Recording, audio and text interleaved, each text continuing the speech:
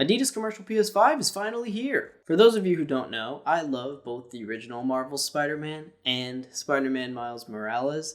Aside from the Arkham games, they're up there as my favorite superhero games of all time, so it's safe to say that I was pretty off-the-wall excited when this game was announced. I was foaming at the mouth like a rabid dog waiting for this game to drop. And when it did, I spent every moment I had grinding to 100%. It was endless fun. I was never bored for a second. I was only bored for a couple of seconds, but unlike the other two games, I'm now kind of over it. With the previous two, I would boot up the game all the time just to swing around and do some random crimes, but with this one, I don't really have the ambition to go back. In fact, I was kind of glad to have it off my plate. So why is that really? The gameplay was energetic and fresh, the story, while a bit generic, still kept my interest the whole time, and swinging around is just so much damn fun. And I think this is what it is.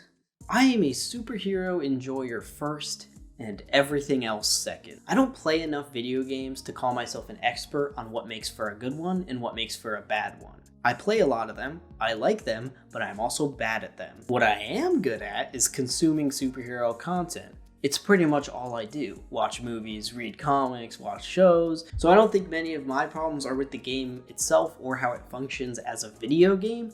It's how it functions as an adaptation of Spider-Man. And with that, the gameplay and story just kind of dropped the ball with making me feel like Spider-Man. But first, I want to reiterate that this is a good game. In fact, some may even call it a great game. It's still a good version of Peter and Miles. I love so much of what the game does for its characters and side missions, and certain parts of the story, I just sometimes wish there was more of those things. The biggest problem for me in terms of the game was Peter's gameplay.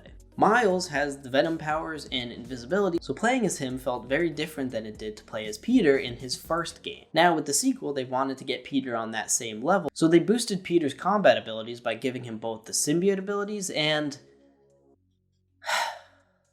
the Doc Ock arms. I hate the mechanical spider arms. I hate them in the comics, I hate them in the movies, I do not like them. The thing is, story-wise, it makes sense for the symbiote to make Peter so powerful and OP because it ties in nicely with the theme of him losing himself and what the symbiote does to people and him getting lost in the power.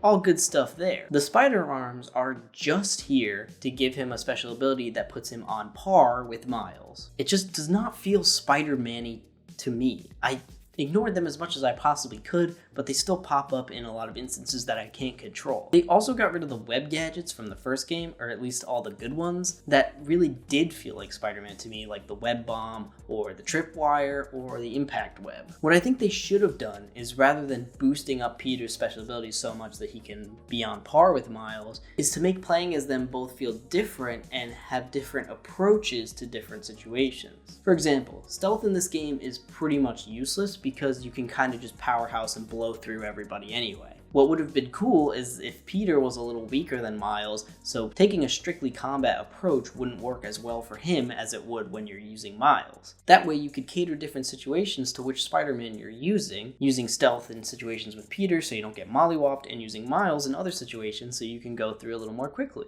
Additionally, I don't think Miles should have had any gadgets at all, or at least not the same ones that Peter does. Instead of spider arms, Peter could have had some special abilities that are web related that could bring back elements of the gadgets from the first game. Peter would just have web-based gadgets as his special abilities that need to recharge just like Miles' Venom powers. I just find myself wishing that there was a strategic reason to use one Spider-Man over the other, when for the most part of the game it just feels like they're kind of interchangeable. That said, I think all the gameplay is excellent. It feels great, traversal has never been more fun.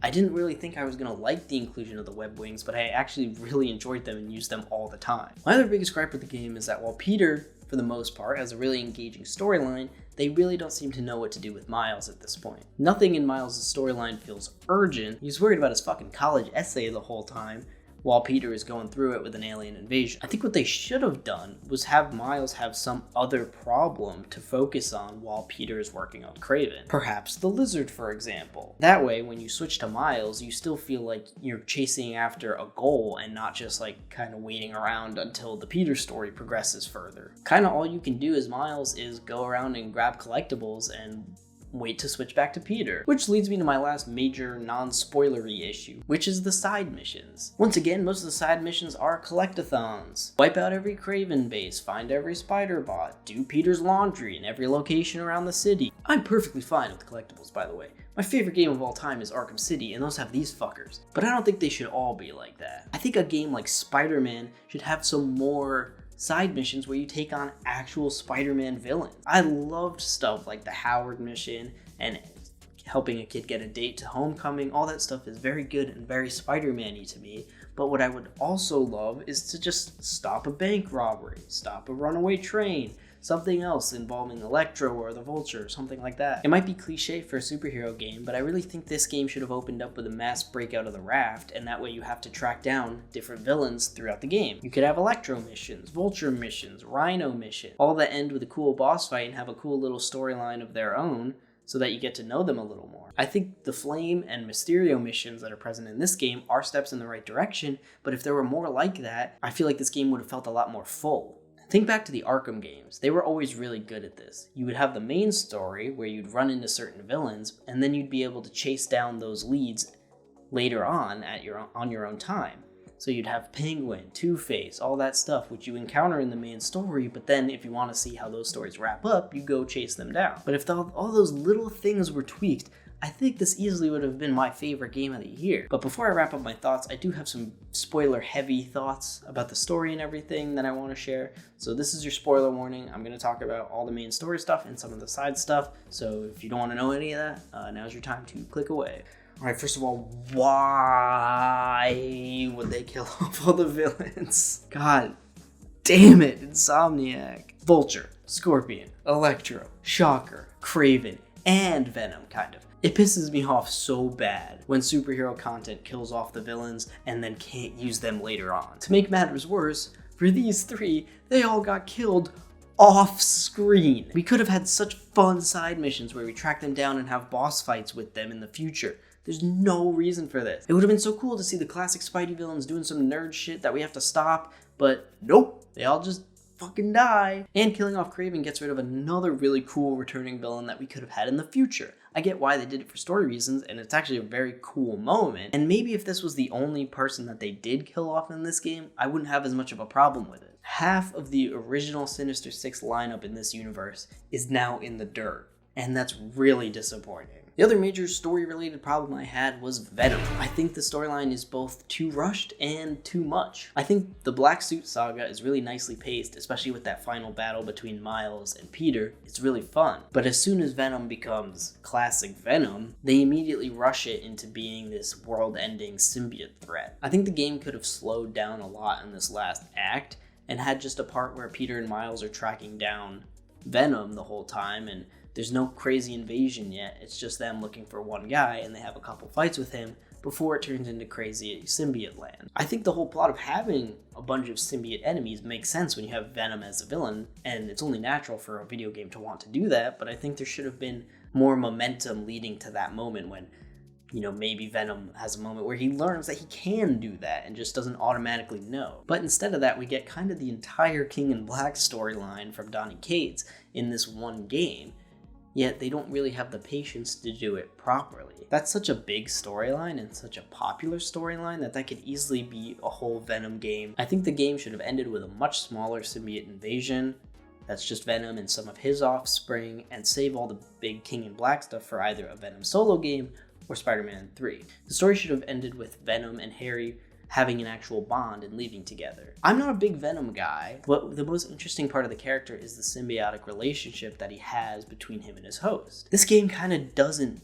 do much with that. Venom's just kind of a mind control thing who takes over Harry entirely. They don't really have a back and forth relationship or anything like that. I think if they explored that and then had Harry come to terms with having Venom as a partner and then they leave together, that could have been a good way to both tie up the story and also save Venom for future installments. I don't think having Harry be Venom is a bad idea either, but I think both of them should have a reason to hate Spider-Man together rather than Venom just hating Spider-Man and Harry being along for the ride. Plus, they fake kill him off, which just feels like a cop-out because they easily could have left it open-ended for Harry and Venom to make a return in the future. That would make Norman's hatred for Spider-Man make a lot more sense because Spider-Man would be more directly responsible for the disappearance of his son. As it stands, Norman kind of has this grudge against Spider-Man for doing exactly what Norman told him to do. Norman said, "Hey, save my son. Don't let him die as this Venom monster." And Spider-Man did that, and Norman's still mad.